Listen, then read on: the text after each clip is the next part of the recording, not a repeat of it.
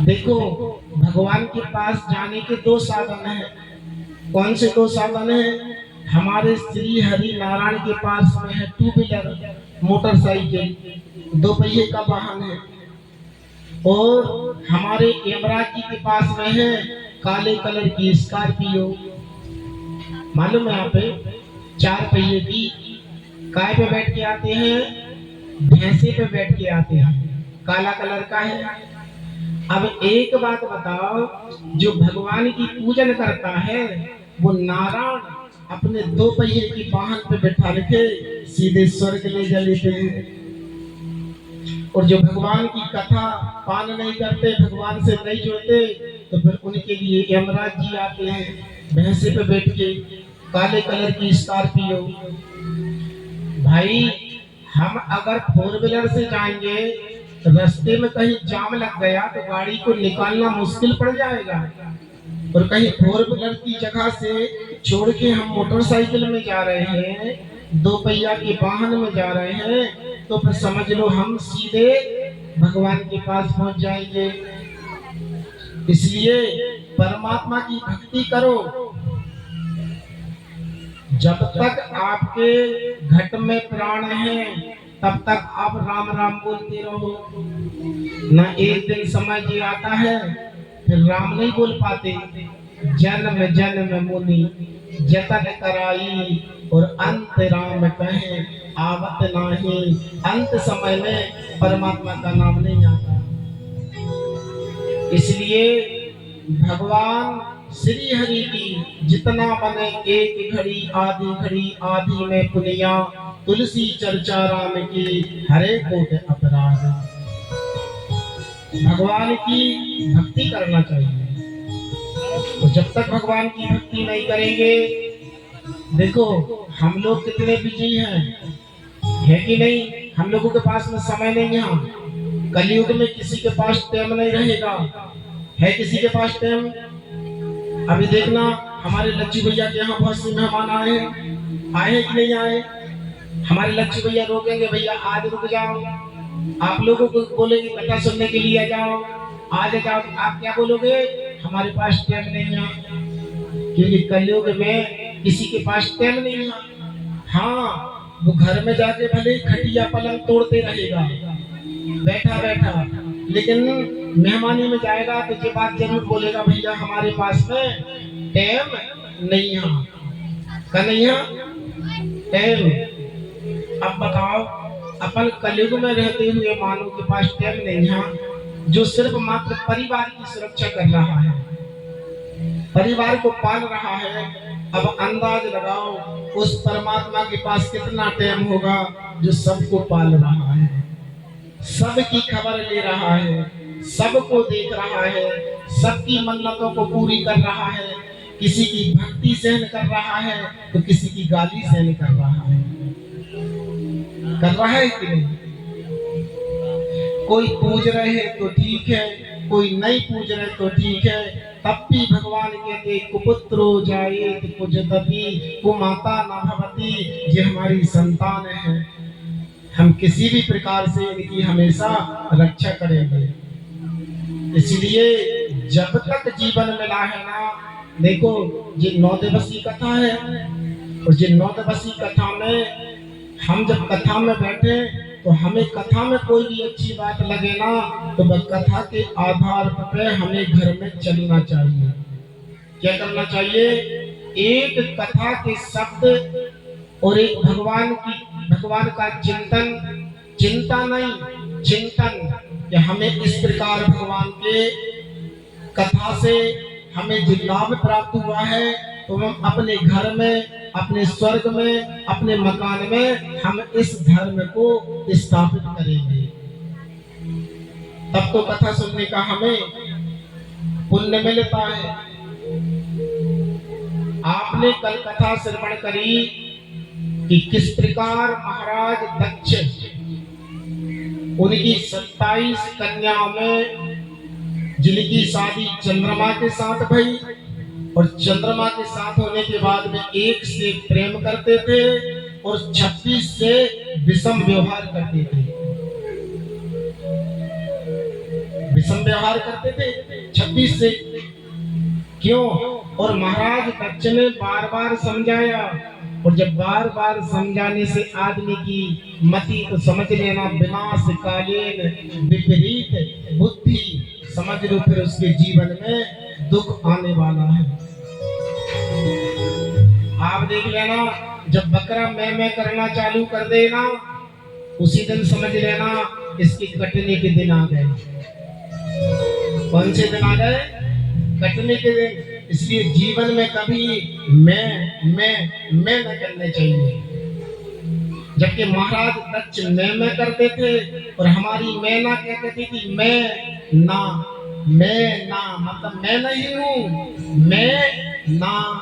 और दक्ष कहते थे मैं। इसलिए जीवन में जे कहो मैं ना, मेरा कुछ नहीं है, सब कुछ तेरा है। देखो अभी कोरोना चल रहा था, तो कोरोना में रेलगाड़ी बंद हो गई थी कि नहीं? ट्रेन बंद हो गई थी। एक बात मन में बांध लेना जीवन में, जब तुम्हारे संसार की जो रेलगाड़ी चल रही है ना, जब रेलगाड़ी चल रही है परमात्मा के भरोसे से। अगर जी हाथ उठ रहा है, जी पैर चल रहा है, जी आंख देख रही है, जी कान सुन रहे हैं, तो जी उसकी कृपा है। जिस दिन परमात्मा ने कनेक्शन काट दिया, उसी दिन तुम्हारा शरीर जड़ बन जाता है। अभी का है चैतन्य। ये देखो सब लोग ऐसे हाथ लटका लेते हैं, हाथ उठा लेते हैं। जिस दिन उसकी कृपा बंद हो जाती है, उस दिन उस हाथ को जड़ बना देता है परमात्मा। क्या बना देता है? ना फिर उठता है, ना मटकता है, ना लटकता है, ना सटकता है, फिर कुछ नहीं होता। एक खड़ा एक जगह पे स्थायी। क्योंकि जब परमात्मा जिसको दुख देते हैं ना, उसकी मति को पहले हर लेते हैं। हमारे बाबा लिखते, गोस्वामी तुलसीदास जी क्या कहते? अरे जाको प्रभु दुख दारो में,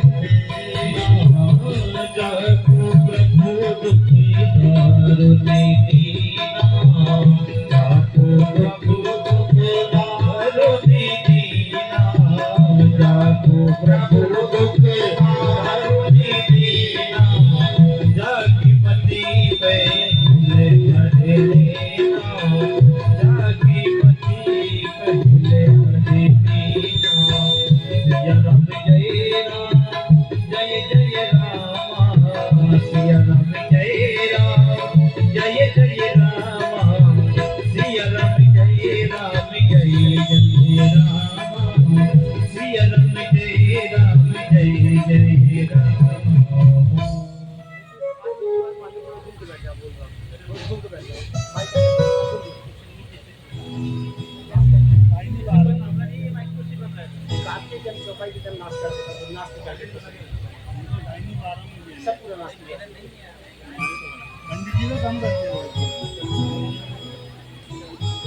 अरे जाको प्रभु दुखे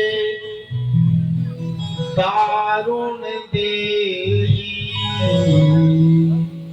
जिसके ऊपर परमात्मा दुख देते हैं ना, उसकी मति पहले हर लेते हैं। जिन मन में विचार कर लेना।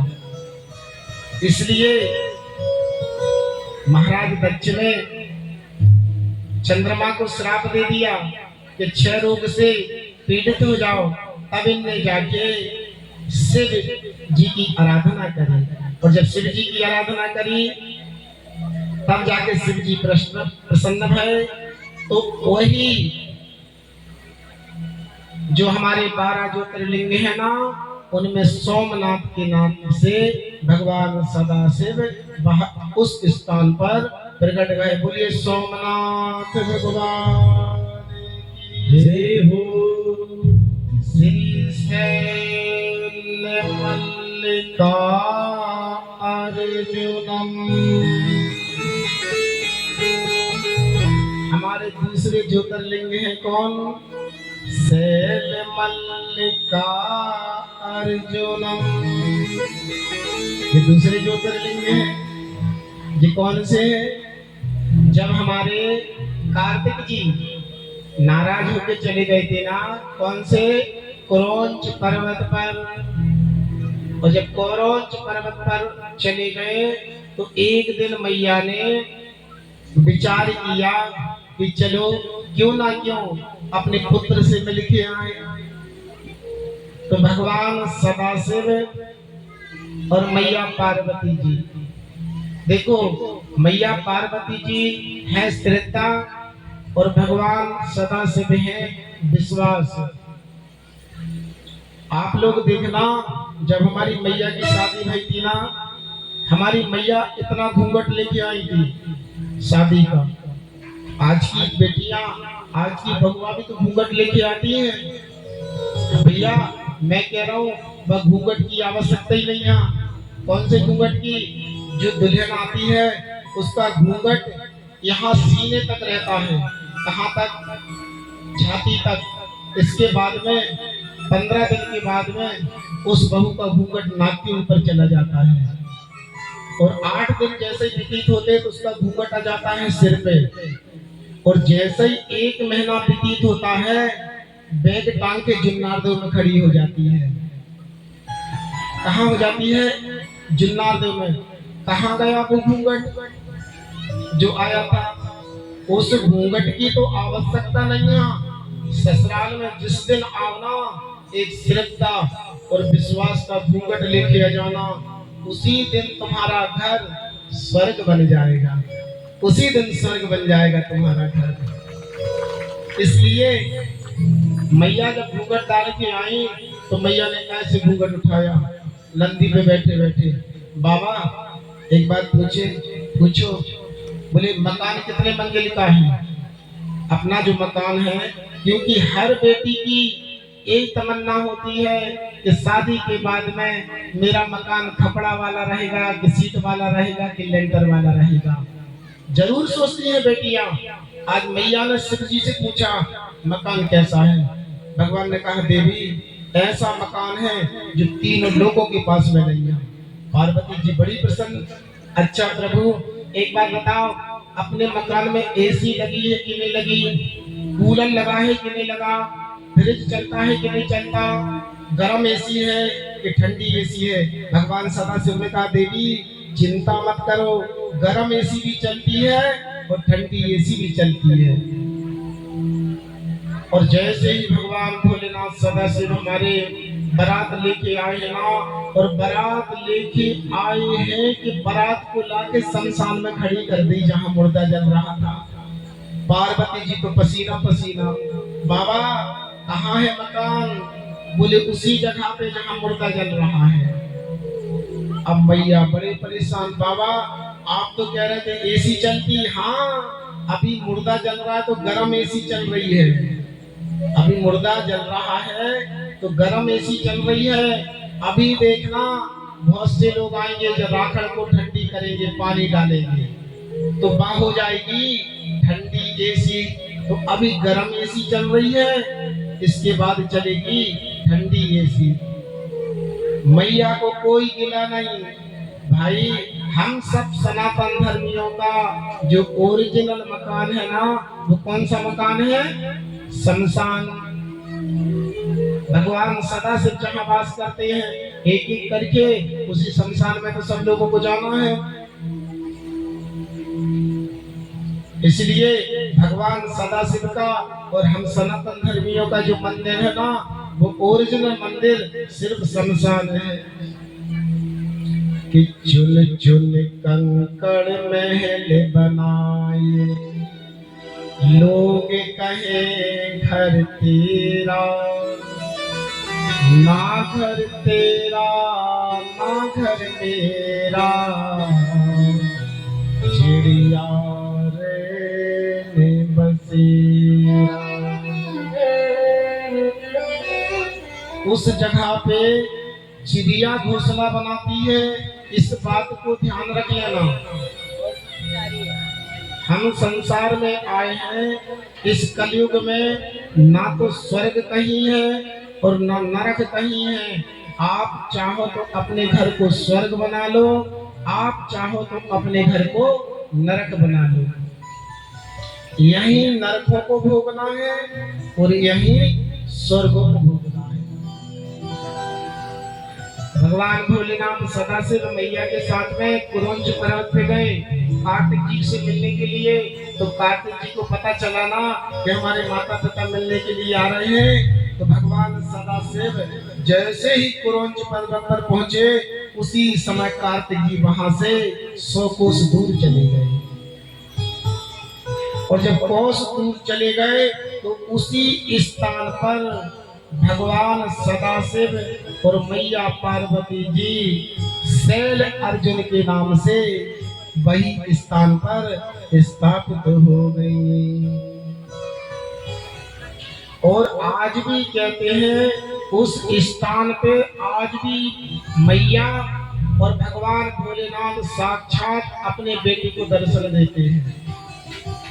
अमावस्या के दिन जो जाके उस स्थान का पूजन करे ना तो भगवान सदाशिव उसकी सारी मनोकामनाओं को पूर्ण कर देते हैं।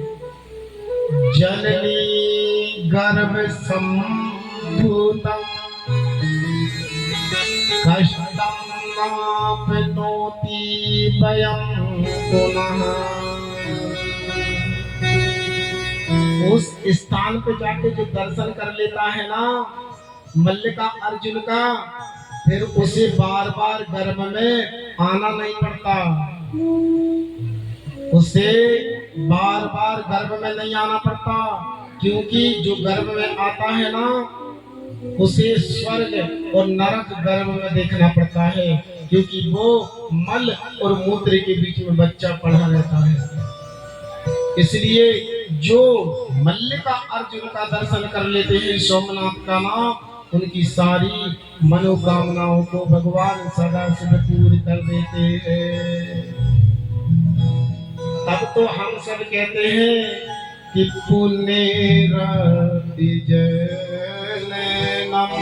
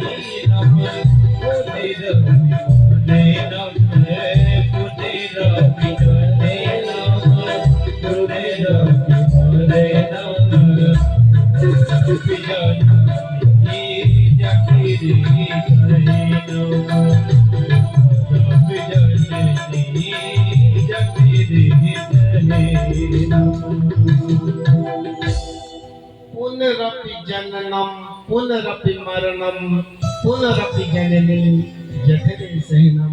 बार बार गर्भ में आना नहीं पड़ता। ऐसे हमारे मल्लिका अर्जुन एक ज्योतिर्लिंग है। तीसरे हमारे ज्योतिर्लिंग है ना उज्जैन्यम महाकालम।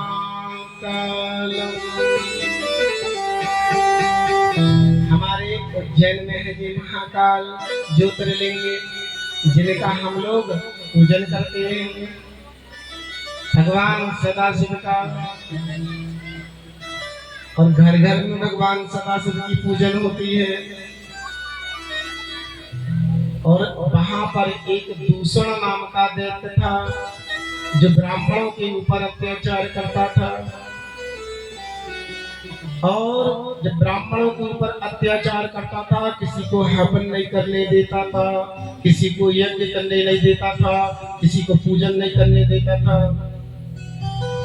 और जैसे ही ये ब्राह्मणों को मारने के लिए दौड़ा, ध्यान रखना जीवन में कभी भी अगर तुम्हें घर का सर्वनाश कराना है तो आप ब्राह्मण से दुश्मनी कर लो। क्या कर लो? ब्राह्मणों से कभी, ब्राह्मणों की हमेशा पूजा होती है। ब्राह्मण कौन है? जो वेद को जानने वाला, वो ब्राह्मण है। इसलिए ब्राह्मणों के लिए भगवान कहते हैं कोई हालाहल विष पी जाए मैं उसको बचा दूंगा। हालाहल विष पी जाए मैं उसको बचा दूंगा, लेकिन अगर कहीं वो ब्राह्मण विरोधी है तो फिर उसको संसार में कोई बचाने वाला हो ही नहीं सकता। जैसे ही ब्राह्मण को मारने के लिए दौड़ा, उसी समय वहां पर एक विशाल गड्ढा हो गया। और जब विशाल गड्ढा हो गया, उस गड्ढे में से साक्षात भगवान सदाशिव महाकाल के रूप में प्रकट हो गए। बोलिए महाकाल भगवान की जय हो। चौथे हमारे ओंकार ममलेश्वर, चौथे ज्योतिर्लिंग हमारे ओमकारेश्वर, ये विंध्याचल पर्वत पर स्थापित है। चौथे जो ज्योतिर्लिंग हैं, हम कितनी ऊंचाई पे पहुंच जाएं, लेकिन संसार में हमेशा छोटे बनकर रहना चाहिए। लेकिन विंध्य पर्वत को अभिमान हो गया कि संसार में सबसे बड़ा मैं हूं। लेकिन आदमी को भी सबसे बड़ा अभिमान हो जाता है। अभिमान नहीं करना चाहिए, चाहे किसी के पास गाड़ी आ जाए, चाहे घोड़ा आ जाए, चाहे महल आ जाए, चाहे अटारी बन जाए, चाहे 100-200 एकड़ जमीन ले ले, लेकिन कभी अभिमान नहीं करना चाहिए। लेकिन अभिमान के लक्षण बता देते हैं हम। अभिमान के लक्षण जो होते हैं, आप देखना, किसी की पत्नी अगर उसका पति मजदूरी कर रहा है तो वह बेचारी थोड़ी सहज में चलती है, सरल से झुक झुक के चलती है। और कहीं किसी की पति सर्विस कर रहे हैं और उसकी पत्नी देखना फिर वो थोड़ी अकड़ के चलती है, हमारे पति सर्विस में है ना अभिमान। कोई ने छोटा सा मंगलसूत्र पहन लिया तो वह बेचारी ढाक के चलती है, कोई ने बड़ा वाला पहन लिया तो वो सीना तान के चलती है। अच्छा, कोई मोटा हो गया तो अभिमान करता है, कोई सुंदर हो गया तो अभिमान हो गया, और कोई काला होगा तो बेचारों ऐना के पास में बैठ के पाउडर लगा के अभिमान करता है कि मैं भी उनके जैसे बन जाऊंगा। ये सब क्या है? अभिमान के लक्षण है। नारद जी ने कहा तुमसे बढ़ के कोई दूसरा नहीं हो सकता महाराज, क्योंकि आप जो कह रहे हैं ना, सुमोरु पर्वत जैसा तो कोई दूसरा पहाड़ हो ही नहीं सकता संसार में। कोई है विंध्याचल पर्वत ने कठोर तपस्या करी कि मैं सबसे बड़ा पर्वत बन के बताऊंगा। कहते हैं इस विंध्याचल पर्वत ने भगवान सदाशिव की कठोर आराधना करी। भगवान सदाशिव प्रसन्न भय, मांगो क्या मांगना चाहते हो? बोले महाराज संसार में हमें सबसे बड़ा बना दो। संतों ने कहा महाराज ये अगर सबसे बड़ा बन गया ना तो जो सबको परेशान करेगा, इसलिए आप इसी स्थान पर आप स्थापित हो जाओ। तो भगवान सदाशिव उसी स्थान पे ममलेश्वर ज्योतिर्लिंग में प्राकट हो गया। बोलिए ममलेश्वर ज्योतिर्लिंग भगवान की जय हो।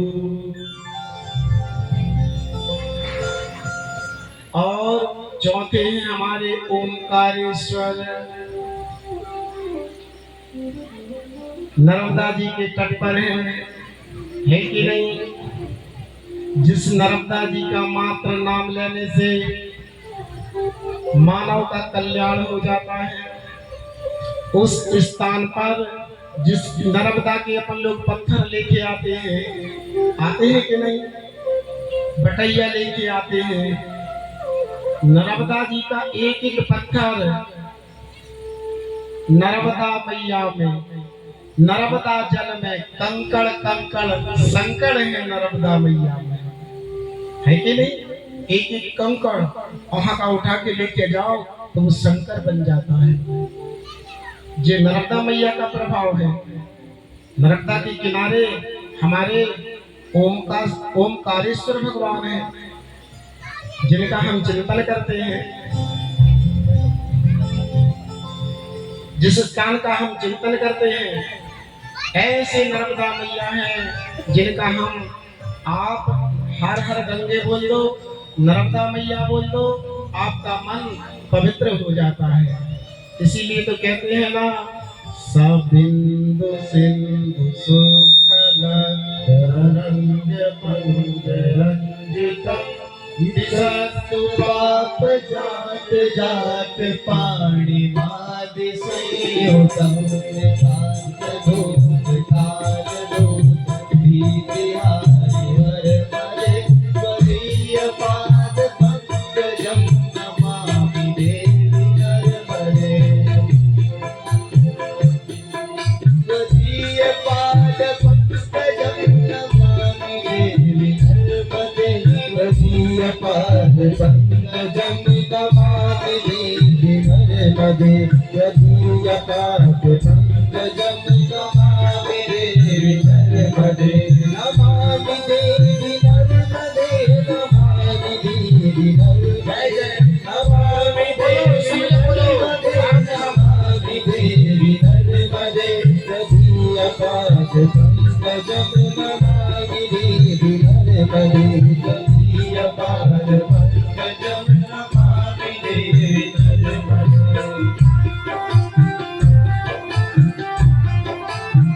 जय नर्मदा मैया की।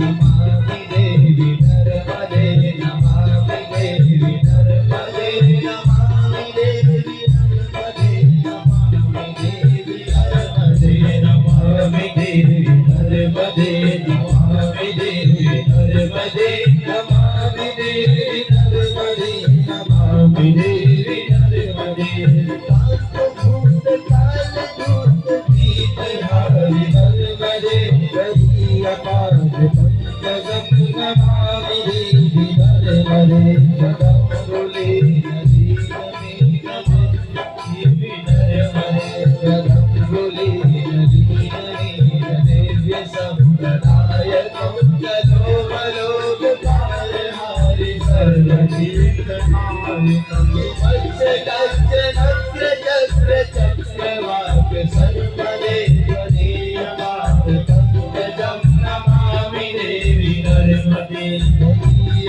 पाद पंकजम नमामि देवी नर्मदे।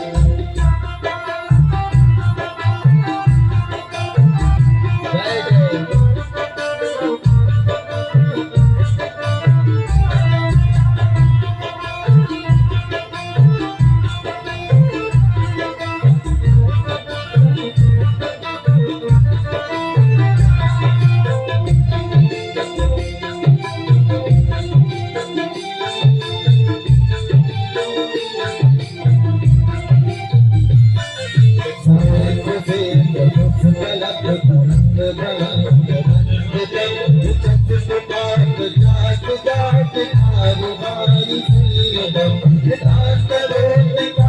जात हरि नर्मदे त्वदीयपाद पंकजं नमामि देवी नर्मदे त्वदीयपाद पंकजं नमामि देवी नर्मदे संप्रदायकं करोमलोकहारि सर्वकीर्तनायकम्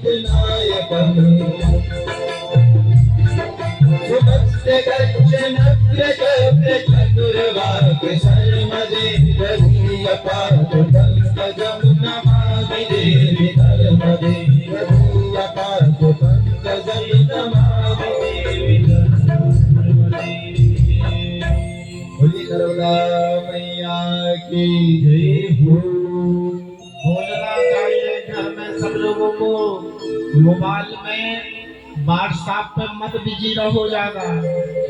मोबाइल का भी उपयोग करो, निकालना उसमें नर्मदाष्टक, पढ़ना उसमें सरल सबिंदु सिंधु सुखल तरंग भंग रंजितम विशद्ध पाप जात जात कारवारी संयुतम कृतांत दूत काल भूत बीत हारी बर्म दे तुदीय पाद पंकजम नमामि देवी।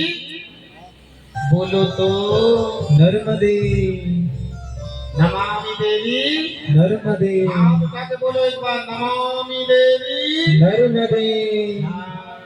नर्मदा मैया देख रही है, यहाँ हमारा नाम लिया है, इसलिए कुछ तो पुण्य कर लिया है हमने, वहाँ के लिए कुछ बैलेंस बना लिया है। यहाँ का तो खूब बैलेंस बना है ना। ईमानदारी बताना, सब लोग अभी ब्याज गादी पे आना, पंडित जी के कान में बताना कितने कितने बैंक में जमा है। कान में बता जाना, हम किसी से मत नहीं बताएंगे, हम लोग तो बाहर के हैं, चले जाएंगे, लेकिन सच्ची सच्ची बता जाना भैया कि हमने बैलेंस बना लिया है। मैया का नाम लेके, नर्मदा मैया का, नर्मदा जल में कंकड़ कंकड़ संकड़ है नर्मदा मैया। ऐसी हमारी नर्मदा मैया है, जहाँ ओमकारेश्वर ज्योतिर्लिंग स्थापित है और 5 में ज्योतिर्लिंग है। केदारनाथ पूजन करते इनका नाम लेना। नर नारायण रखो याव अवतार हरे दिजा ते पाते भारत खंडे बदरियाश्रमे अबहि। ऐसी कथा आती है कि एक बार पांडव जा रहे थे, पांडव और 100 कौरव। ध्यान से सुनना, पांडव और जी कौरव, हम 5 हैं और हमारे पीछे 100 दुश्मन है कि नहीं? सब लोगों के 100 दुश्मन होते हैं ना। ये पांडव है और ये पांडव के 100 दुश्मन लगे। कौन? 100 कौरव। और जो 100 कौरव में जो भीम था ना, वो बहुत बलवान था। अगर पांडव और कौरव कोई भी खेल खेल रहे हैं और खेल में भी भीम से कोई नहीं जीतता था। अगर आंख छुपाई का खेल खेलते थे, अगर छुपाई छुपैया खेलते थे, तो जी कौरव जो थे ना, जी क्या थे, जी झाड़ पे चढ़ जाते थे छोटे छोटे। और जब भीम की बारी आती थी दाम देने के लिए, तो भीम देख लेता था कि हाँ जी झाड़ पे चढ़े हैं। तो मालूम भीम क्या करता था? बचपन से इतना ताकतवर था कि भीम नीचे से वृक्ष को पकड़ता था, ऐसे जोर से हला देता था। 100 कौरव बेरी घाई पट्ट पट्ट होकर नीचे गिर जाते थे, क्योंकि भीम से कोई जीतता नहीं था। क्या करे? इसको जहर के लड्डू खिला दिए, भीम को जहर के लड्डू खिला दिए, और जैसे ही जहर के लड्डू खिलाए ना, भीम की मृत्यु हो गई। और जब भीम की मृत्यु हुई तो भीम को नदी में फेंक दिया गया। और जब नदी में फेंका तो भीम बहता बहता बहता बहता नागलोक पहुंचा। और जैसे ही नागलोक पहुंचा तो भीम जहां से पानी का स्रोत था उस पानी का स्रोत की जगह पे अटक गया भीम जाके। उसी समय एक नाग कन्या आती है और नाग कन्या देखती है कि पानी का स्रोत कम क्यों है। तब पानी को देखते हुए ऊपर आती है तो जहां से पानी का स्रोत था बहने का, उस जगह पे एक पुरुष लटका हुआ है। वो कन्या आई और वो कन्या ने उस भीम को बाहर निकाला और बाहर निकालने के बाद उस नाग कन्या को याद आ गया कि शिव जी ने मुझे श्राप दिया था। कौन सा श्राप दिया था शिव जी ने? ये नाग कन्या 301 फूल प्रतिदिन भगवान सदाशिव के ऊपर समर्पित करती थी, लेकिन इस कन्या ने क्या करा, एक दिन रात्रि में फूल तोड़ के रख लिए और सुबह जाके शंकर जी के ऊपर चढ़ा दिए, क्योंकि रात्रि का फूल टूटा हुआ सुबह तक बासा हो जाता है। और भगवान सदाशिव से कहती थी कि पति दो पति दो पति दो।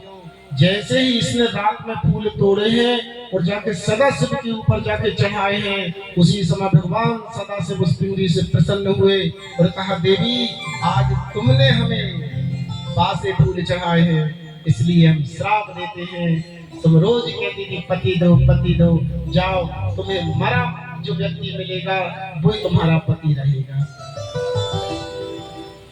चरणों में गिर गई भगवान सदाशिव के प्रभु। इतनी सी फूल का इतना बड़ा प्राश्चित, महाराज कुछ तो दया करो। भगवान सदाशिव को दया आ गई। भगवान सदाशिव ने कहा, तुम्हारे पास अमृत है नाग कन्या, तुम्हारे पास अमृत है, तुम 2 बूंद अमृत की उस मानव के मुख में डाल देना।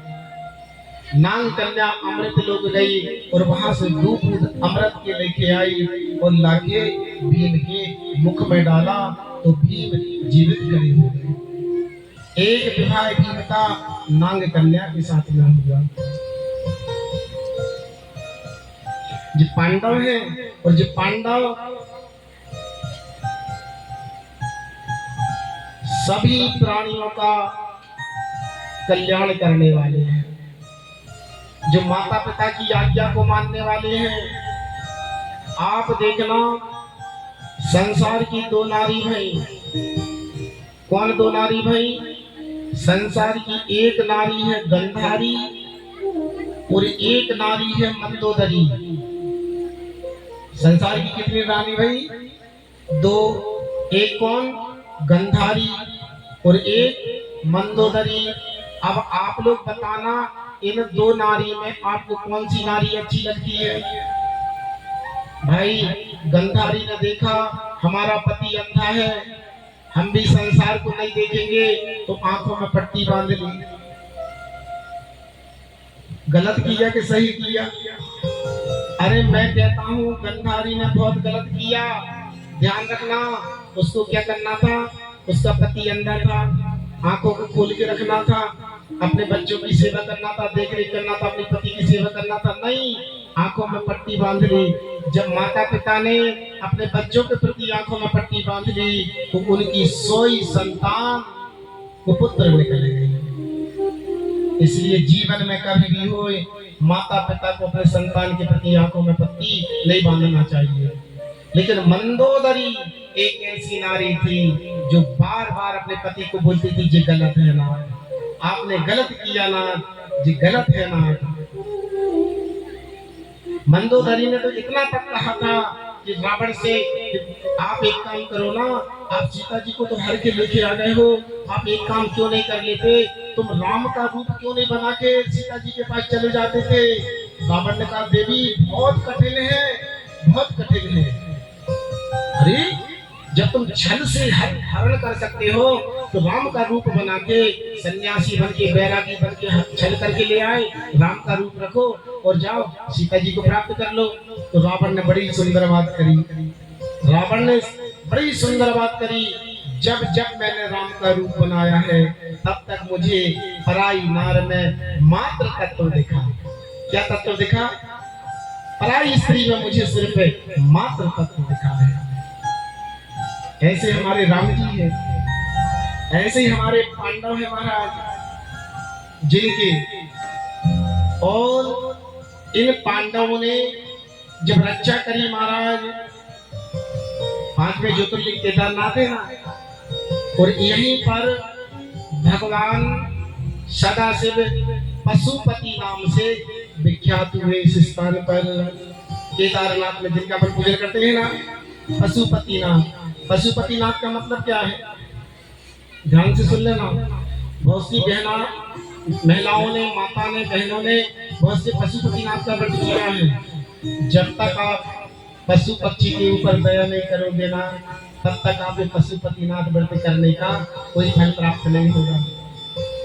ऐसा नहीं कि आपके चूल्हे पे पास में रोटी रखी है और रोटी रखी इतने में कुत्ता आया, मुंह में दबा के रोटी ले गया, तो तुमने क्या करा, कुत्ते के पीछे दौड़ रही। अरे कहाँ जा रहा है, कहाँ जा रहा है, उठाया पत्थर, कुत्ते की टांग तोड़ दी। जब तक वो रोटी नहीं चुरा लोगे ना, तब तक नहीं मानोगे। जबकि मालूम है कि रोटी कोई काम की नहीं, लेकिन जब तक उसकी टांग नहीं तोड़ दोगे, तब तक तुम ठंडक नहीं आएगी तुम्हारे हृदय में, क्योंकि चूल्हे के पास से रोटी ले गया ना कुत्ता है। और हम पशुपतिनाथ का व्रत कर रहे हैं। अरे भैया, अगर रोटी ले जाए ना, नामदेव जो थे ना, भगवान को रोटी रख दी, कुत्ता आया, भूख लगाया, मुंह में दबा के ले जाने लगा। नामदेव ने देखा, घी लेने गए थे जब तक कि घी चुपर के भगवान को भोग लगाएंगे, भोग लगा नहीं पाए, कुत्ता ने मुंह में रोटी दबाई, चले गए। नामदेव जी कहते, अरे प्रभु कहाँ ले जा रहे हो रोटी, रुक तो जाओ, इसमें अभी हमने घी नहीं लगाया है, इसमें अभी हमने घी नहीं लगाया है, आप घी तो लगाने नहीं दो।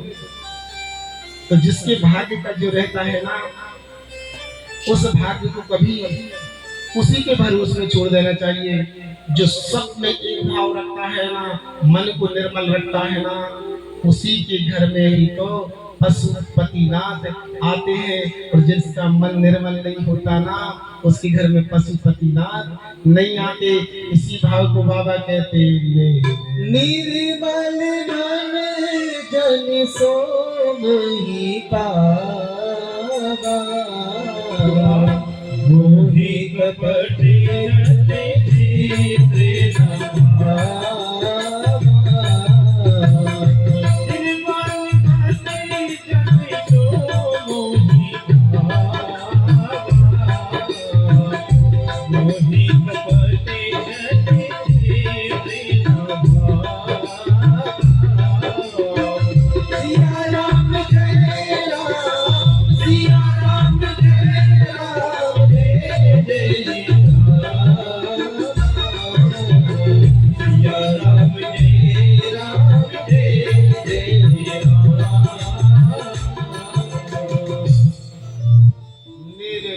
मन, जिसका मन निर्मल रहता है ना, उसी को तो भगवान, उसी को तो पशुपतिनाथ का व्रत करना चाहिए।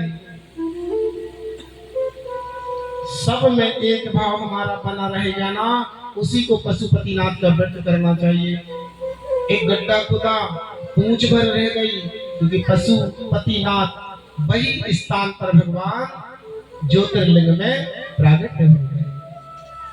ऐसे हमारे 5वें ज्योतिर्लिंग है, और 6ठे हमारे ज्योतिर्लिंग है भीमशंकर। ये डाकिनी नामक स्थान पर है, ध्यान रखना, भीमशंकर। और उस स्थान पर जो जाकर पूजन करता है ना, भगवान सदाशिव उनकी सारी मनोकामनाओं को पूर्ण करते हैं। कुंभ कुर्यात सुमत पन्नः, करकट्याम सुमहाबलः, साधु च पर्वते सोढपी, मात्रा वसाम चकारी। करकटी नाम की राक्षसी थी। ये करकटी कौन थी? ये कुंभकर्ण की पत्नी थी। ध्यान रखना, ये करकटी जो थी ना, ये कुंभकर्ण की पत्नी थी। अब कुंभकर्ण की पत्नी कहाँ है? ध्यान रखना, जब भगवान राम ने कुंभकर्ण का वध किया था, तो करकटी ने कहा था, प्रभु मैं आपकी कथा में बिगड़ डालूंगी, आपकी कथा में बिगड़ डालूंगी। तो भगवान ने कहा, नहीं डाल पाओगी। क्यों? बोले, हम बीच में जो भी कथा सुनाएगा वो राम नाम कीर्तन करते रहेगा और जयकारा बुलवाते रहेगा। नहीं महाराज, तो एक काम करो, बोले अगर तुम्हें जाना है हमारी कथा में तो उस जगह पे जाना। बोले कहाँ? जो आदमी कथा में पालथी मार के ना बैठे, जो आदमी टिक के बैठे, जो आदमी आलस करे, तुम उसके ऊपर जाके सवार हो जाना, उसका फल तुमको मिलेगा, सुनने वाले को नहीं मिलेगा। तो बड़ी कुंभकर्ण की पत्नी करकटी आती है और महाराज आके अपने ऊपर सवार हो जाती है, अपने नहीं लाने लगती है, उसका फल उसको मिल जाता है और सुनने वाले को उसका फल नहीं मिलता। इसलिए करकटी नाम की जो राक्षसी थी, कठोर तपस्या करी इसने, इसको सुना, इसका एक पुत्र हुआ, इसने कठोर तपस्या करी, भगवान सदाशिव की वरदान मांग लिया, मैं किसी से ना हारूं, सबसे जीतता रहूं। भगवान सदाशिव उसी समय सुदक्षिण नाम जी के ऊपर प्रहार कर दिया इसने। जैसे ही भगवान के भक्त को मारने जा रहा था, उसी समय भगवान सदाशिव प्रकट हो गए और भगवान सदाशिव ने ओंकार मात्र से भीम नाम दैत्य का संहार कर दिया। भीमश्चैव चाक्यं भस्मः। मुनियों ने कहा महाराज, इसके मरने से इस स्थान पवित्र हो गया है, इसलिए इस स्थान पे ही आप उपस्थित हो जाओ।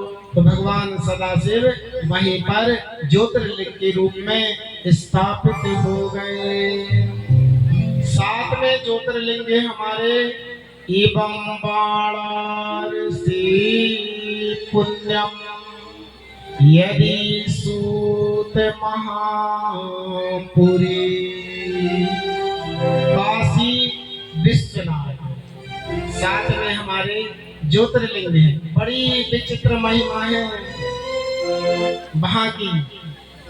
काश्याम योपा मृतश्चैव ततस्त जन्म पुनर्नाहि। समुद्र दिस्य प्रयागे च मृतस्य कामना फलम।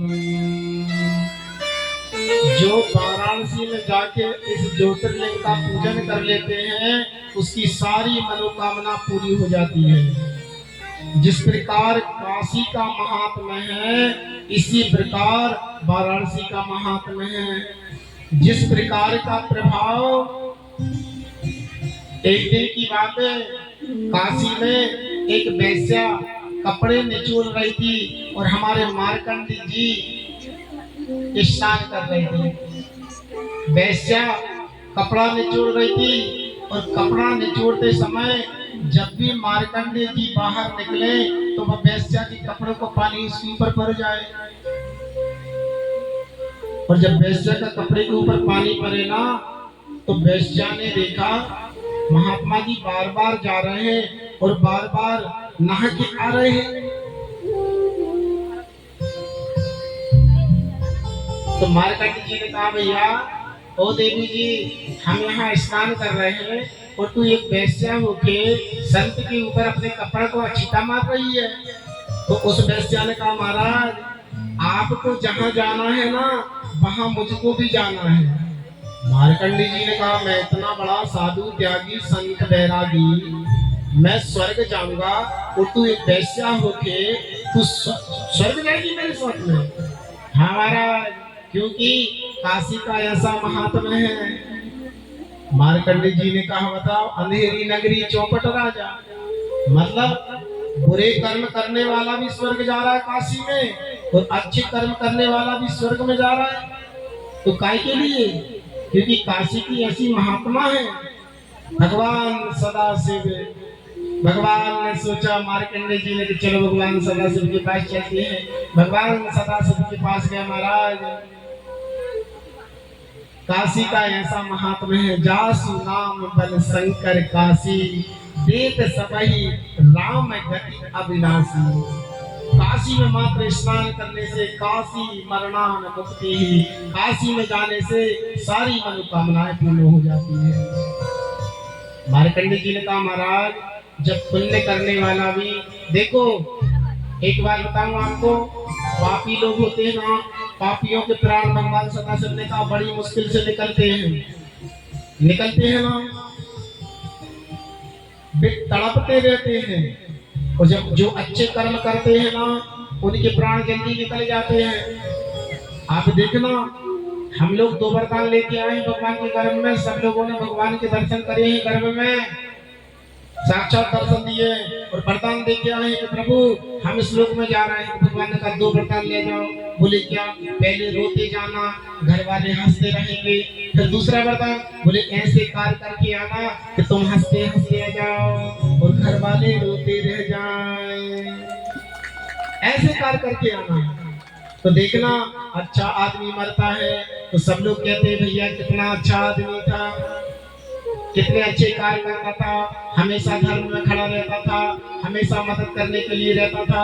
तो मरने के बाद भी आदमी याद करते हैं। और जो बुरा आदमी मरता है, हाँ परिवार के बीच में, भाई के बीच में, परिकरों के बीच में, बांधों के बीच में जरूर नहीं बोलते वे, लेकिन जब 4 इकट्ठे होते तो कहते अच्छा मरा साला। बोलते कि नहीं बोलते? हमारे मुंह से जिस शब्द निकलते हैं उसके लिए कि अच्छा मरा भाई, वहां भी मरने के बाद उसको चैन नहीं है। हाँ जो बुरा रहेगा परिवार के बीच में तो नहीं बोलेंगे, लेकिन बाद में जरूर बोलेंगे कि बुरा हुआ।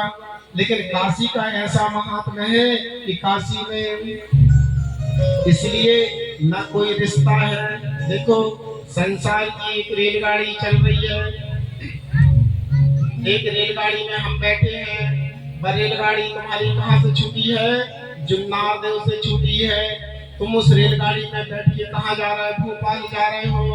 और भोपाल में बैठे बैठे उसी रेलगाड़ी में जो दूसरे यात्री चढ़े हैं वही तुम्हारे रिश्तेदार बन गए, नाती बन गए, बेटा बन गए, पोता बन गए। अब देखो जिनका स्टाफ आएगा वो उतर जाएगा और नया वाला स्टाफ वाला चढ़ जाएगा। इसी प्रकार संसार की रेलगाड़ी है, इसी में हम सब बैठे हैं। बैठे बैठे कोई किसी का बाप बन गया, कोई बेटा बन गया, कोई पत्नी बन गई, कोई नाती बन गया, कोई पोता बन गया। संसार की रेलगाड़ी चल रही है, पुराने पुराने उतरते जाएंगे और नए नए चढ़ते जाएंगे। संसार की रेलगाड़ी चलती जाएगी। इसीलिए तो हम लोग कहते हैं ना जगत में सब मतलब की यार, जगत में सब मतलब की यार, जगत में सब मतलब की यार, जगत में सब मतलब की यार।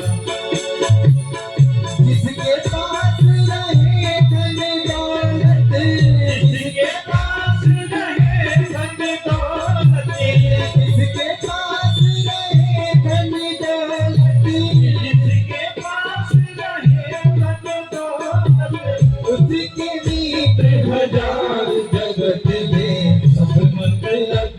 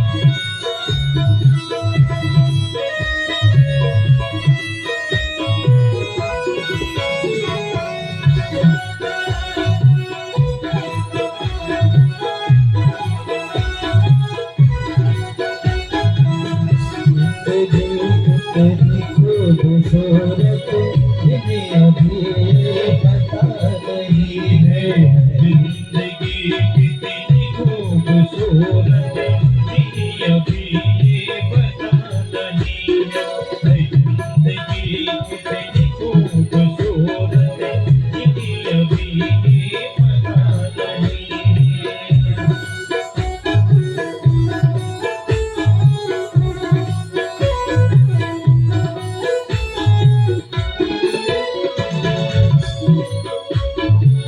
कोई किसी का नहीं जगत में यह बेदोखा सारे जगत में ये धोखा है सारे जगत में यह बेदोखा सारे जगत में यह बेदोखा सा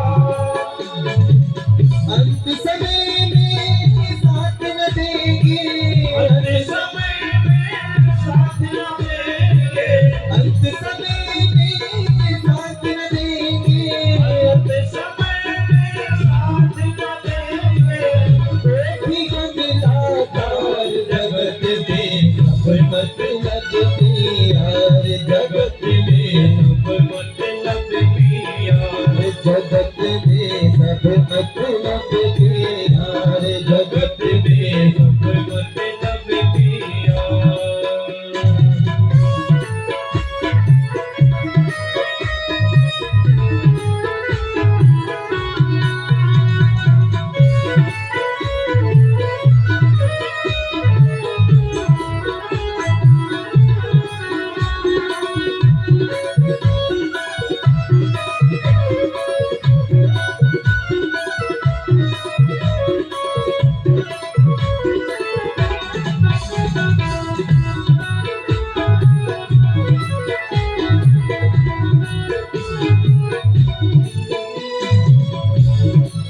चार दिनों की खातिर हमको जीवन मीला उधार दे भैया जीवन मीला उधार दे भैया जीवन मीला उधार दे भैया जीवन मीला उधार। लूट पाट कर जोड़ रहे हैं लूट पाट कर जोड़ रहे हैं लूट पाट कर जोड़ रहे हैं लूट पाट कर जोड़ रहे हैं माया फिरक भार जगत में सब मतलब यार जगत में सब मतलब यार। जिसके पास रहे धन दौलत जिसके पास रहे धन दौलत जिसके पास रहे धन दौलत जिसके पास रहे धन दौलत उसके मीत हजार जगत में सब मतलब यार जगत में सब मतलब यार।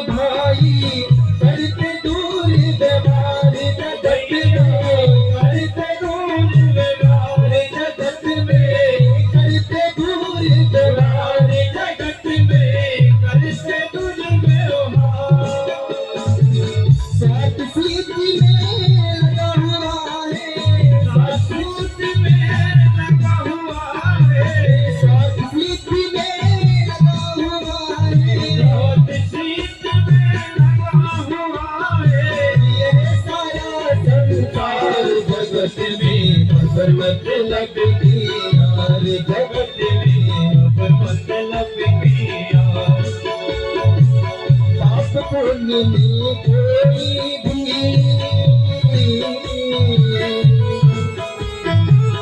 पाप पुण्य में नहीं कोई भी होता ही यार, जगत में होता भी यार, जगत में। अंत समय में लुट जाए, अंत समय में लुट जाए, अंत समय में लुट जाए, अंत समय में लुट जाए। अपना पालन हार जगत में अब मतलब की यार, जगत में अब मतलब की यार, जगत में सब मतलब की यार, जगत में सब मतलब की यार। जिसके पास रहे धन दौलत, जिसके पास रहे धन दौलत, उसके मित्र हजारों। जगत में सब मतलब की यार, जगत में सब मतलब की यार, जगत में सब मतलब की यार, जगत में सब मतलब की यार। इसलिए महाराज जगत में सब मतलब के यार एक ही है। इसलिए काल ब्याल मुख गिरास, तिरास निर्वास हित दे। काशी का बड़ा पुण्य पर्व है। काशीपुरी में विश्वेश्वर नाम के ज्योतिर्लिंग हैं। इनका जो पूजन करता है ना, भगवान सदाशिव उनकी सारी मनोकामनाओं को पूर्ण कर देते हैं। बहुत बड़ा महात्मा है। जो सज्जन भोग मोक्ष प्रदान करने वाले हैं, इसमें किसी प्रकार का संशय नहीं है। वो काशी में जाके स्नान करके जाए, भगवान सदाशिव का पूजन करके जाए, उनकी सारी मनोकामना पूर्ण हो जाती है। इसमें तनक भी संदेह नहीं है। जो काशी में जाके हर हर गंगे बोल देता है ना, उसकी सारी मनोकामना पूर्ण हो जाती है। इसलिए तो उस स्थान पे लिखते हैं ना, कहते हैं बाबा गोस्वामी तुलसीदास जी लिख रहे, क्या कहते, अरे को कहीं सकहीं प्रयाग प्रभाव, को कहीं सकहीं प्रभाव स्वभाव, को कहीं सकहीं प्रयाग प्रभाव, को कहीं सकहीं प्रयाग प्रभाव, को कहीं सकहीं प्रयाग प्रभाव। कद सुकोल गुंजर प्रगटाओ, कद सुकोल गुंजर प्रगटाओ। तीरथे पति देख सुहावा, तीरथे पति देख सुहावा। सुख सागर रघुवर सुख पावा, सुख सागर रघुवर सुख पावा। जय राम जय राम जय जय राम, जय राम जय राम जय जय राम, जय राम जय राम जय जय राम, जय राम जय राम जय जय राम। को कहीं सकहीं प्रयाग प्रभाव। जो जाके काशी में इत्यादि बहु महात्मनम काश्यापये मुनि सतमा, तथा विश्वेश्वरयापि मुक्ति मुक्ति प्रदम सतः। जो काशी में जाके विश्वेश्वर भगवान का पूजन करते हैं, भगवान सदाशिव उनकी सारी मनोकामनाओं को पूर्ण करते हैं। संयोगस्य यतो शेषा तस्य काशी जन्म फलम वृथः यदि न प्राप्ते तच्च तीर्थराज फलम वृथः। आप कोई से भी तीर्थ करके आ जाओ, तो आपने अगर काशी तीर्थ पे नहीं गए तो आपके सारे तीर्थ विफल हो गए। इसलिए एक बार काशी में जरूर जाना चाहिए। सुनि समझहि जन मुदित मने, मज्जहि अति अनुराग। लहै चार फल अछत तनु, साधु समाज प्रयाग।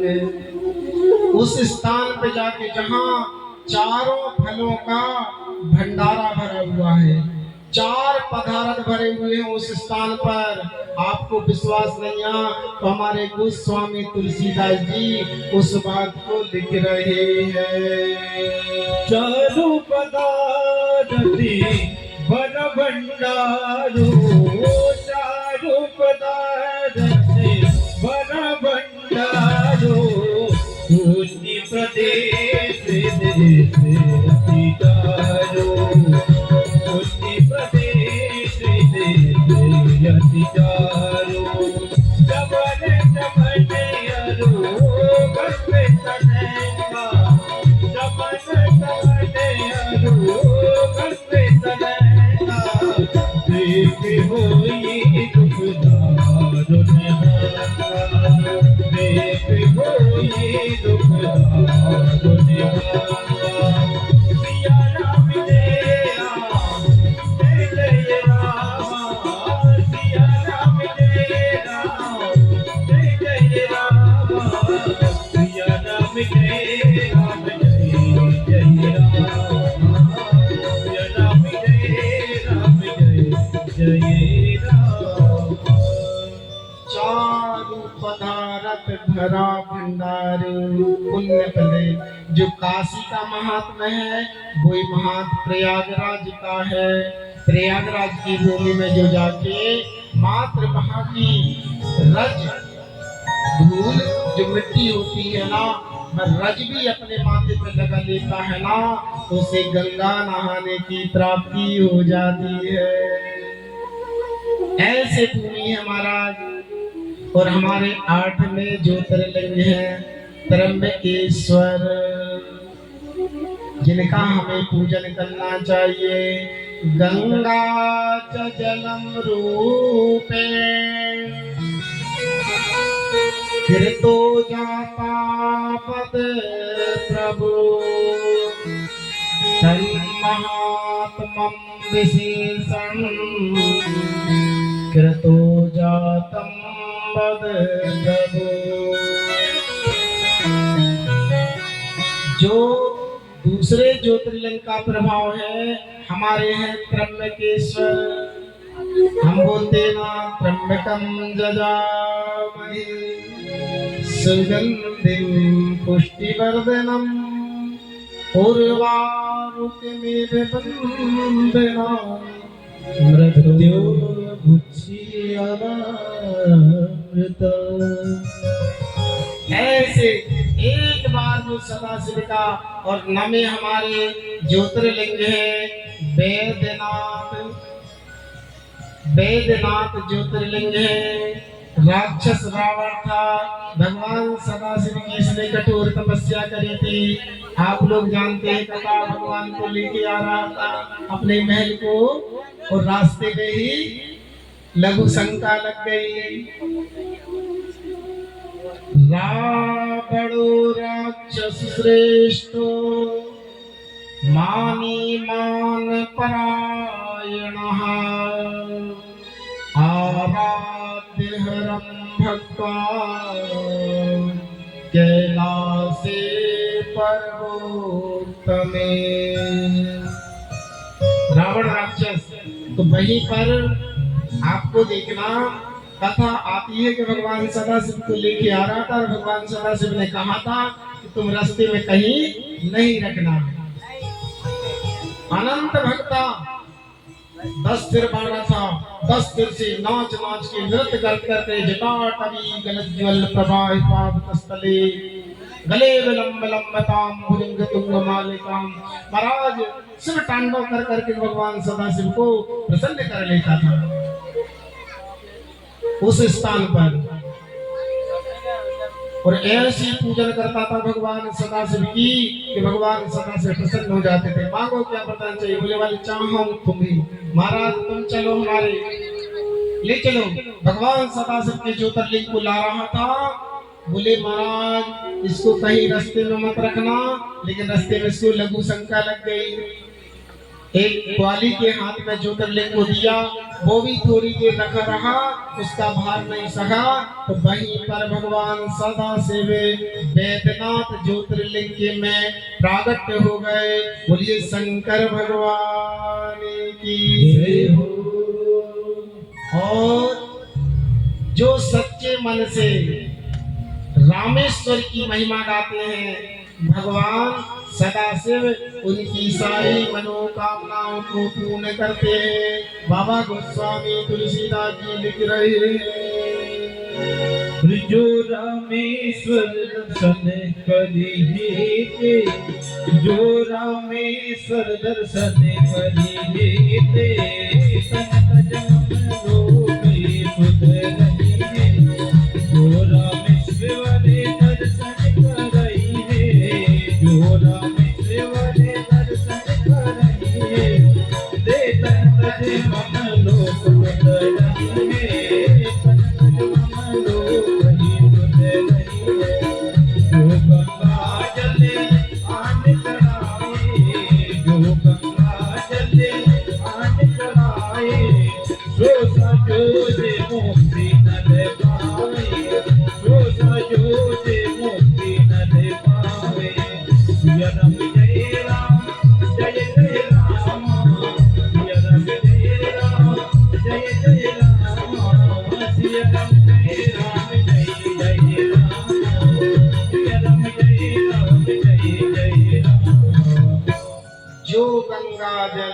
आम चढ़ायो गंगे गंगे। मरते समय जो गंगा गंगा बोल देता है ना, भगवान सदाशिव के बाद धाम का वासी बन जाता है। कहाँ का वासी बन जाता है? सदाशिव के धाम का। आप मन में गंगा गंगा बोल लो, समझ लो आप शिव धाम जरूर मिलना है। इत्ते तक समाख्यातम वेदनाथेश्वरस्य च महात्मं शरणवतां पापं निर्णां भवति भस्मसतः। जो वैद्यनाथ ज्योतिर्लिंग का स्मरण करते हैं ना, उसके शरीर के सारे रोग, पाप, ताप, संताप सब भस्मीभूत हो जाते हैं। ऐसे हमारे और 10वें ज्योतिर्लिंग हैं नागेश्वर। यहाँ पर दारुका नाम की राक्षसी थी। दारुका राक्षसी का चित पार्वती पर दर्पिता। दारुकस्य पतिस्तस्या बभूव बलवत्तरः। इसके पति का नाम था दारुक। दारुका नाम की जो राक्षसी थी, दोनों पति पत्नी देवताओं को सताने लगे, भयभीत करने लगे, वहां के निवासियों को भयभीत करने लगे। इनने इतना आतंक फैलाया दोनों पति पत्नी ने, जले वनम चानीत्वा वयं सुखस्तेयं तु राक्षसे। वह राक्षसी और देव मुनि के श्राप से कभी पृथ्वी पर नहीं आती थी, ऊपर उड़ती रहती थी। तो इसने क्या किया, नाभों से जो भक्त लोग आते थे उनको सताने लगे, पकड़ पकड़ के कारागार में डालने लगे।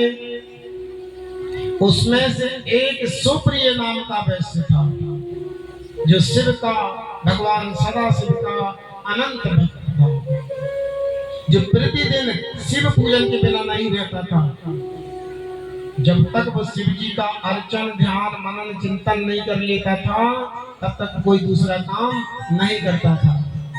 बिना च शिवम पूजां ना तिष्ठति कदाचिन। शिव जी के पूजन के बगैर तो कोई कार्य ही नहीं करता था। सर्वथा शिव धर्माणि भस्म रुद्राक्ष विभूषणः। हमेशा अपने कंठ पे रुद्राक्ष धारण करता था। क्या करता था? रुद्राक्ष। पहले टीका लगाती थी हमारी बहनें, हमारी माताएं।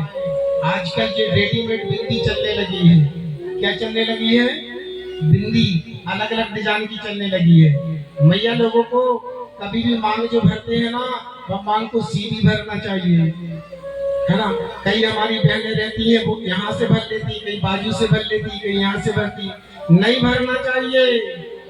ध्यान रखना, मांग को हमेशा बीच में से भरना चाहिए। वही तो हमारा सुहाग है, वही हमारा सिंदूर है। अगर हम भाई जी आज रेडीमेड बिंदी चल गई, पहले तिलक लगाते थे, उसी का कुकू को लगाते थे, सिंदूर का लगाते थे। सिंदूर से ही मांग को भरना चाहिए। कैसे? सिंदूर जो रहता है, आप देखना, कुकू से हटके रहता है। कुकू का कहीं नहीं आया मांग में भरने का। बहुत से लोग भगवान शंकर जी को कुकू लगा देते हैं, हल्दी लगा देते हैं। भगवान शंकर जी को हल्दी नहीं लगाना चाहिए, कुकू नहीं लगाना चाहिए। हाँ, नीचे जो जिलेबी है, पार्वती जी का स्थान है, उस स्थान पे हमें हल्दी, कुकू, चंदन लगाना चाहिए, लेकिन भगवान सदाशिव को नहीं लगाना चाहिए। इसी लिए सौभाग्यवती स्त्री को क्या करना चाहिए? माथे पे कुकू जरूर लगाना चाहिए। भले बिंदी लगाओ, लेकिन वो कुकू जो है ना, सिंदूर। और जब भी मांग भरना है ना, एक बात ध्यान रखना, अपने जो साड़ी का पल्ला है ना, वो जरूर आपके हाथ में रहे। क्या रहे? साड़ी का जो पल्ला है ना, आपका आंचल, उसको जरूर आप रखना। आप देखना, करने आपके घर में लक्ष्मी स्थापित हो जाएगी। होगी कि नहीं? कभी भी भगवान का प्रसाद लेना ना, उस साड़ी के पल्ले से लेना। कभी जरूरत पड़ जाए ना, तो इस साड़ी के पल्ले से, अगर कपड़ा नहीं मिल रहा ना, तो इस साड़ी के पल्ले से भगवान को पहुंच देना। साड़ी को मत देखना कि मेरी साड़ी खराब हो जाएगी, दूध लग जाएगा, दही लग जाएगा, मही लग जाएगा, शक्कर लग जाएगी, शहद लग जाएगी। नहीं, इस साड़ी के पल्ले से भगवान को पहुंच देना। इतना शुद्ध रखना अपना साड़ी का पल्ला।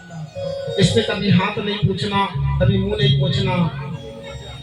इसलिए भगवान सदाशिव उनसे प्रसन्न रहते हैं। किम ध्यासी किम वैश्यतोयम सत्यम पद ममाग्रतः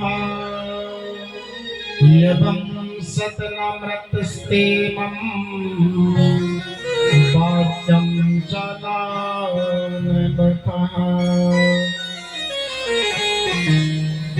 इसलिए ये पकड़ पकड़ के कारागार में डालने लगा, दारू और दारूकी नाम की राक्षसी।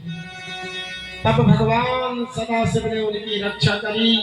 पुकारने लगे, हे प्रभु, हे दीनानाथ, हे कृपालु, हे दयालु, हमारी रक्षा करो, हम आपकी शरण में आए हैं। पाई शंकर देवे पाई सम्मुसवे विचार दुष्टा तस्मात् त्रिलोके कल्याण भक्त वत्सलः। हे सदाशिव, हे भोलेनाथ, हे कृपालु, हम आपकी शरण में आए हैं, हमारे परिवार की रक्षा करो। तुरंत भगवान वहां पर ज्योतिर्लिंग के रूप में प्रकट हो गए। मध्ये ज्योतिर्स्वरूपं च शिवस्य रूप तदम्भुता। उस स्थान पर भगवान सदाशिव प्रकट हो गए। बड़ी भक्ति सुंदर आस्तुति करी है महाराज सुप्रिय ने भगवान सदाशिव की, और कहता है बड़े भाव के साथ में कहता है के लास के वासी नमो बारे बारे हो, आयो शरण तिहारी प्रभु तारे तारे हो। कैलाश के निवासी नमो बारे बारे हो, नमो बारे बारे हो, आयो शरण तिहारी प्रभु तारे तारे हो। कैलाश के निवासी नमो बारे बारे हो, नमो बारे बारे हो, आयो शरण तिहारी प्रभु तारे तारे हो।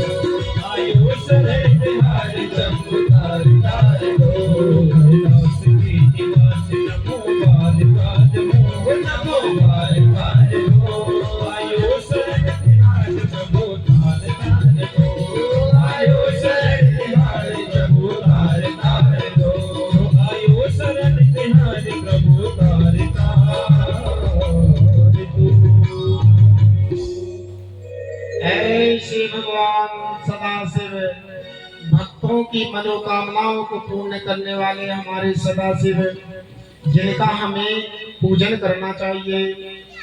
और बड़े सौभाग्य की बात है ऐसे पर्व पर और उस स्थान पर, जिस स्थान पे मुख्यतः ग्राम स्थान है, जहाँ पर नागेश्वर भगवान साक्षात विराजमान है यहाँ पर। और ऐसा लगता है जैसे वास्तव में साक्षात जी कैलाश का स्थान हो इस स्थान पर।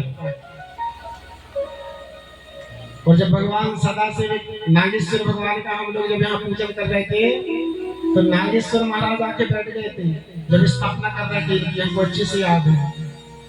यही गांव वाले लोगों ने बताया था। देखो भगवान किसी ना किसी रूप से आपको दर्शन जरूर देते हैं। आप पूज के तो देखो भगवान को, करके तो देखो। धर्म का काम कराना बड़ा मुश्किल नहीं है, बस कराना मुश्किल है, करना मुश्किल नहीं है।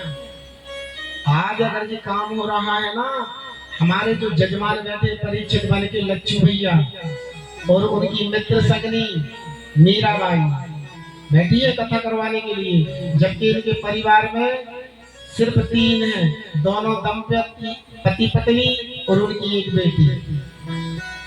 वो भी बाहर रहती है, कोई दूसरा नहीं, बाहर रहती है।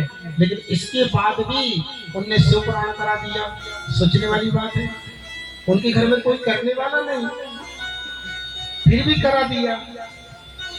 भैया जीवन में हमको विचार नहीं, क्या करना है, विचार नहीं, विचार करके काम करो अच्छी बात है, लेकिन विचार ही करना भी गलत है कि हम जीवन भर विचार ही करते रहे कि हाँ कथा तो कराना है, भगवान की पूजा तो कराना है, स्मरण तो कराना है, लेकिन सोच ही नहीं रहे। भैया कर डालो, मन में कोई विचार आ रहा है ना, आप आओ तो 2 कदम मांगे, भगवान कहते हम 4 बढ़ा देंगे।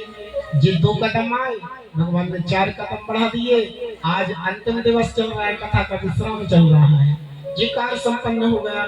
जे नहा लिया इनने गंगा, कहाँ गंगा नहाने की आवश्यकता है, यही घर बैठे बैठे गंगा नहा लिया, सारे तीर्थों की सेवा कर ली इनने। विचार करना गलत नहीं है, लेकिन विचार करके कोई काम करो तो अच्छा है, और विचार ना करो तब भी काम गलत है। देखो रामचरितमानस में 7 कांड है, और एक कांड है किष्किंधा कांड, और एक कांड है सुंदर कांड, और एक कांड है लंका कांड। और देखना बड़ी विडंबना है, इन दोनों कांड के बीच में सुंदर कांड फंसा है। कब फंसा है? सुंदर कांड। अब देखो किष्किंधा कांड में मात्र विचार होता है, ध्यान से सुनना जरा।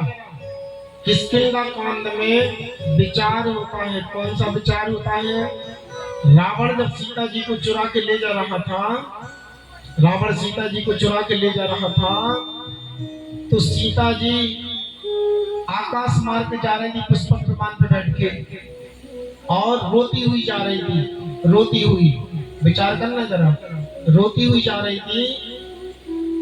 और भगवान राम जब पता करने के लिए गए, तो उस किष्किंधा कांड पे सुग्रीव, बानर, भालू सब बैठे थे। तो राम जी ने पूछा कि तुमने हमारी सीता जी को देखा क्या, देखा क्या? तो नर, बानर, भालू ने कहा हाँ हमने देखा, राम राम, हाँ राम पुकारी, हम ही देख दीनहु पटडारी।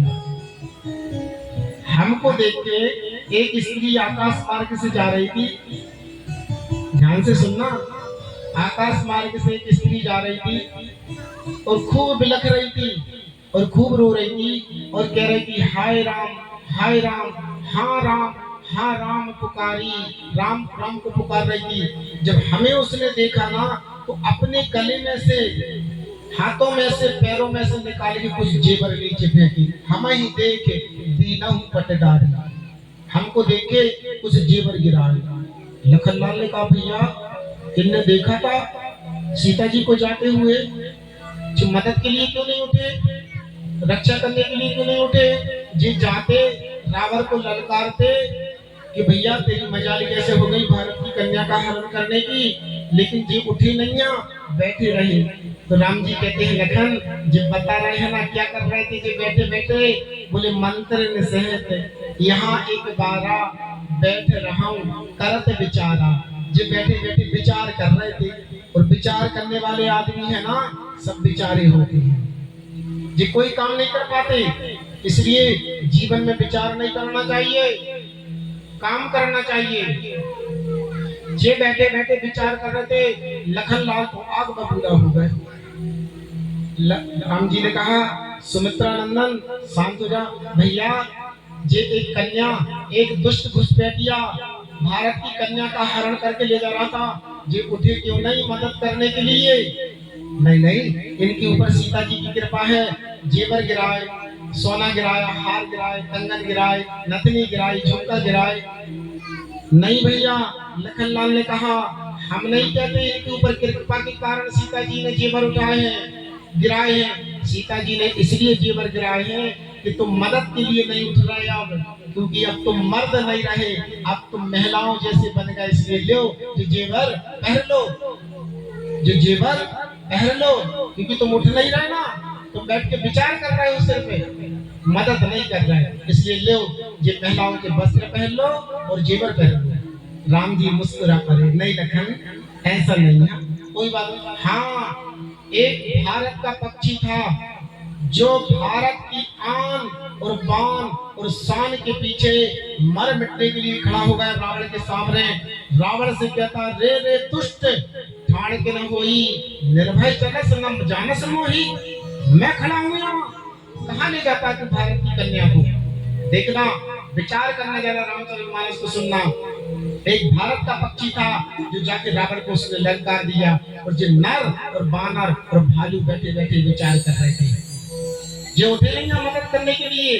लेकिन भारत का पक्षी रावण थोड़ी देर के लिए अचंभे में पड़ गया, कौन आ गया? ऐसा तो नहीं भगवान नारायण का गर्व हुई जो हमें ललकार रहा हुई। तब पास में आया, तब देखा अरे जी बुढ़ा गिद्ध, इसकी इतनी मजाल जो त्रिलोकी स्वामी रावण को ललकार रहा है।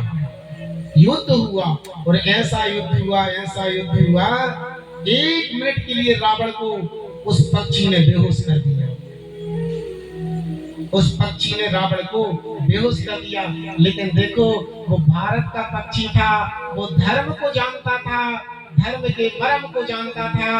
बेहोश होने के बाद में रावण के ऊपर उसने प्रहार नहीं किया। चाहता तो वो मांस खाने वाला था, रावण का ऑपरेशन कर देता, ऑपरेशन कर देता रावण का चाहता तो, लेकिन नहीं, वो धर्म को जानता था, धर्म के मर्म को जानना था, इसलिए उसने कभी उसके ऊपर प्रहार नहीं किया।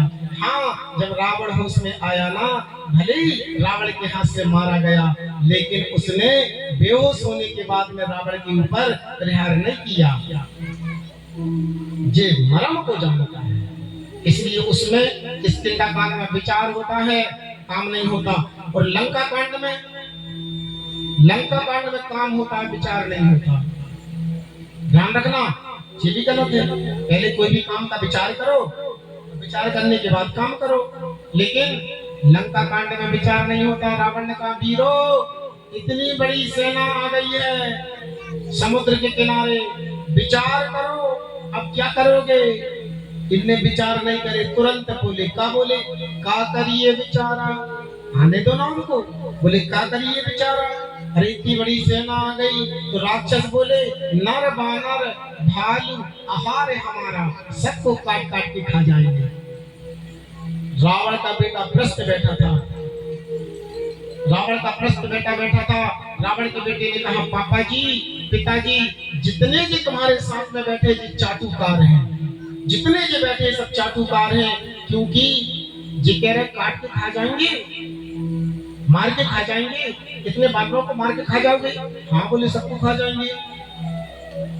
अरे खाने पीने में भी तो विचार करो कि क्या खाना चाहिए, क्या पीना चाहिए। तो सारे राक्षस बोले वही तो सबसे बड़ा राक्षस है जो खाने पाने में विचार ना करे, जो मिल जाए सो खा जाए, वही सबसे बड़ो राक्षस है। जो मिल जाए। रावण का बेटा प्रश्न बोला, अच्छा सबको खा जाओगे? एक बात बता, बोले आज के 10 दिन पहले एक बानर आया था और पूरी लंका को जला के चला गया, उसको नहीं खाया तुमने? जिस सब बानर को खाने की बात कर रहे हैं, एक बानर को खा नहीं पाए, पूरे बानर को खाने की बात कर रहे हैं। क्यों? उस समय तुम्हारा पेट खराब हो गया था क्या? बदहज भी हो गई थी, पेट में जगह नहीं थी। अरे एक बानर को खा नहीं पाया जो पूरी लंका को जला गया, जो 1000 बानर को खाने की बात कर रहे हैं। तो लंका कांड में काम होता है, विचार नहीं होता, तब भी गलत है। किष्किंधा कांड में विचार होता है, काम नहीं होता, तब भी गलत है। लेकिन सुंदर कांड में काम भी होता है और विचार भी होता है, इसलिए उसका नाम है सुंदर कांड। काम भी होता है, विचार भी होता है। इसलिए रामेश्वर का जो है ना पूजन पाठ करना चाहिए। तब स्वप्रिय को भगवान सदाशिव ने पाशुपति नाम का अस्त्र दिया है। अस्त्रम पाशुपतम नाम तत्वा राक्षस पुंगवा। उसी पाशुपति नाम के अस्त्र से उन दोनों का वध कर दिया और वहीं भगवान सदाशिव रामेश्वर के नाम में स्थापित हो गए। अतः परम प्रक्षामि लिंगम रामेश्वरम वेदम। ये हमारे 12 ज्योतिर्लिंग है ना, इनका हमें रोज चिंतन करना चाहिए। कौन से ज्योतिर्लिंग है? 12 ज्योतिर्लिंग। 12 ज्योतिर्लिंग। हम 12 ज्योतिर्लिंग का जो पूजन करते हैं ना, ब्रह्मा मुरारी सुरार चितलिंगम, इनका हम अगर पूजन करते हैं और ध्यान करते हैं और चिंतन करते हैं और उनकी भक्ति करते हैं। आप लोगों के पास, सबके पास मोबाइल है ना? कौन कौन के पास मोबाइल है? जितनी मैया लोग बैठी है, किस किस के पास मोबाइल है? उन मोबाइल में आप जाइए और डालिए उसमें लिंगाष्टक और रेस में आप लोग निकालिए सब लोग, और जिनको याद है निकालिए सब माताएं बहनें हमारी। और भगवान भैया लोग जो बैठे हैं जिनके पास मोबाइल है, आप जाएं YouTube पे और लिंगाष्टक निकालें और भगवान के सामने अगर इसको पढ़ें तो भगवान सदाशिव उनकी सारी मनोकामनाओं को पूर्ण करते हैं। और बहुत से लोगों को तो याद है कि नहीं याद? इसलिए भगवान सदाशिव बड़े प्रसन्न होते हैं इससे। ब्रह्म मुरारी सुरार्चित लिंग निर्मल भासित शोभित लिंगम विनाशक लिंगम तत्प्रणमामि सदा शिवलिंगम। प्रणमामि सदा शिवलिंगम तत्प्रणमामि सदा शिवलिंगम।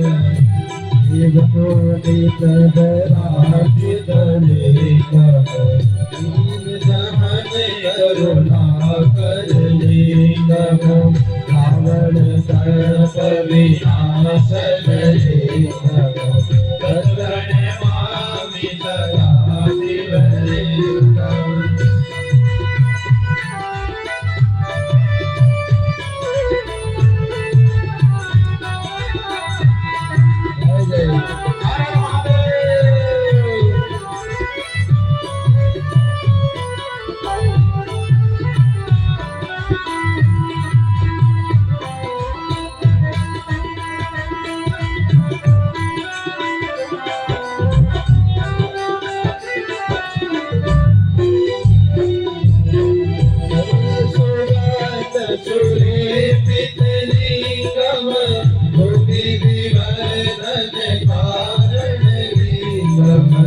सिद्ध सोरासे जयति तरेगा तत्प्रणमामि सदा शिवलिंगम् कनक महामणि भूषित लिंगम् हरिवकिरीटित शोभित लिंगम् दशसुयाज्ञ विनाशद लिंगम् तत्प्रणमामि सदा शिवलिंगम्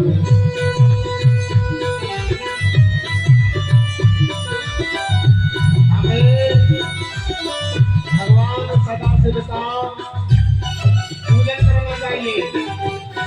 पंचाक्षर मंत्र का जाप करते हुए भगवान सदाशिव के सामने अगर इस स्तोत्र का हम सब और आप सब मिलके जो भी पाठ करते हैं और भगवान सदाशिव से जो भी मनोकामना करते हैं ना, भगवान सदाशिव उनकी सारी मनोकामनाओं को पूर्ण कर देते हैं। कुसुम चंदन लीपित लिंगम पंकजहार सुशोभित लिंगम सचित पाप विनाशक लिंगम तत्प्रणमामि सदा शिवलिंगम् देवगर अर्पित देवी लिंगम भावेरवादि देव लिंगम कर ज्योतिक भास्कर लिंगम तत्प्रणमामि सदा शिवलिंगम् तत्प्रणमामि सदा शिवलिंगम् तत्प्रणमामि सदा शिवलिंगम् तत्प्रणमामि सदा शिवलिंगम् तत्प्रणमामि सदा शिवलिंगम् अष्टकलोटरि स्थितलिंगम् सर्वसमोभवकारणलिंगम् अष्टकलेरविनाशकलिंगम् तत्प्रणमामि सदा शिवलिंगम् सुरगुरु सुरभयपितलिंगम् श्रवणघोष सदाधिकलिंगम् परात्परमपरमात्मकलिंगम् तत्प्रणमामि सदा शिवलिंगम् तत्प्रणमामि सदा शिवलिंगम् तत्प्रणमामि सदा शिवलिंगम् तत्प्रणमामि सदा शिवलिंगम् तत्प्रणमामि सदा शिवलिंगम् तत्प्रणमामि सदा शिवलिंगम् तत्प्रणमामि सदा शिवलिंगम् तत्प्रणमामि सदा शिवलिंगम् तत्प्रणमामि सदा लिंगाष्टकमिदं पुण्यं या पठे शिवसन्निधौ शिवलोकमवाप्नोति शिवेन सह मोदते।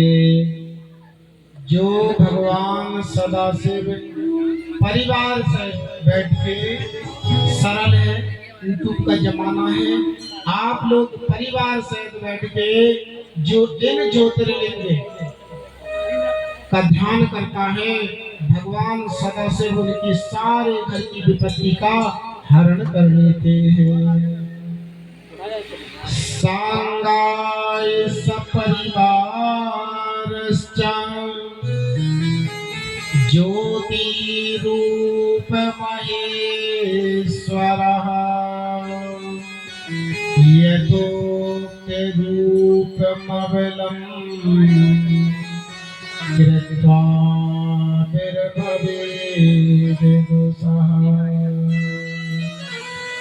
भगवान सदाशिव उनके सारे दुखों का हरण कर लेते हैं। भगवान माता भगवती पार्वती जी के साथ में उपस्थित होते हैं और उस सारे परिवार की रक्षा कर देते हैं। एक ज्योतिर्लिंग है रामेश्वर। रामेश्वर महिमा भूतो भूत भुवि चातुलः भुक्ति मुक्ति प्रदस्य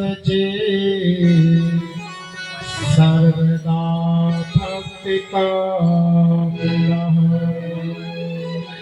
श्लोक कह रहा है जो रामेश्वर ज्योतिर्लिंग का पूजन करते हैं ना, उस ज्योतिर्लिंग से भगवान सदाशिव सबकी मनोकामनाओं को पूर्ण कर देते हैं। इसलिए कल कथा बताई थी हमने रामेश्वर की। जब सेतु बांध दिया था तो राम जी ने भगवान लक्ष्मण जी से कहा था हमें पानी लाओ, हमें प्यास लगी है। तब उन्होंने कहा अभी हमने भगवान का पूजन नहीं किया। कोई भी शुभ काम कर रहे हैं तो हमें भगवान का पूजन करना चाहिए। एक ज्योतिर्लिंग है घुसमेश्वर, और भगवान का जिस भाव से आप चिंतन करोगे ना, भगवान सदाशिव आपकी सारी मनोकामनाओं को पूर्ण करेंगे। रामः ईश्वरो यस्य सः रामेश्वरः। देखो वहां पर भगवान सदाशिव ने कहा था, राम जी ने कहा था रामस्य ईश्वरः रामेश्वरः, मतलब जिनके देव इष्ट हैं वो है राम। तो भगवान ने कहा नहीं, हम नहीं, रामः ईश्वरो यस्य सा रामेश्वरः, उस स्थान का पड़ा नाम रामेश्वर। इसलिए परमात्मा एक है, चाहे शिव को पूजो, चाहे राम को पूजो और चाहे कृष्ण को पूजो। पूजने का हमें विधान आना चाहिए। भगवान एक है और एक ही रहेंगे, और 33 कोटि में जिस प्रकार हम एक हैं उसी प्रकार भगवान है। गोस्वामी तुलसीदास जी इस बात को लिख रहे हैं। एक रूप अनादि कहानिय रूप अति सच्चिदानंद परधामा, अति सच्चिदानंद परधामा, व्यापक ईश्वर रूप भगवान, व्यापक ईश्वर रूप भगवान, नहीं धरती चरित कथनाना, नहीं धरती चरित कथनाना। एक अलीह अरूप अनामा अज सच्चिदानंद परधाम। दापक देश रूप भगवान, सब जगह भगवान विराजमान है। हमने 12 ज्योतिर्लिंग की कथा का रसपान किया है आप लोगों ने। घुसमेश्वर है एक ज्योतिर्लिंग, यहाँ घुसमा ने पूजन किया था। देखो समय का पता नहीं लगता, समय कितने जल्दी निकल जाता है। 9 दिवस कैसे निकल गए पता नहीं चले, और आज कथा का अंतिम दिवस है। और कथा में जब हम सब लोग बैठते हैं ना, तो भगवान की कथा सच्चे मन से रसपान करना चाहिए। और आज कथा का है अंतिम दिवस। अब 12 ज्योतिर्लिंग के बाद शिव महापुराण में 24,000 श्लोक है। कितने श्लोक हैं आप लोग एक बार बोल के बताओ हमें, कितने हैं? 24,000। पहले इस शिव महापुराण में 1 लाख श्लोक थे। कितने श्लोक थे? 1 लाख। अब 1 लाख श्लोक वाला ग्रंथ कलयुग में किसी कोई नहीं पढ़ सकता। 24,000 वाला तो पढ़ नहीं पा रहे है ना, एक घड़ी बैठ के हम पूजन नहीं कर पा रहे हैं, तो फिर 24,000 वाला श्लोक कैसे पढ़ेंगे। तो व्यास जी ने इसका विस्तार कर दिया, 1 लाख की जगह इसको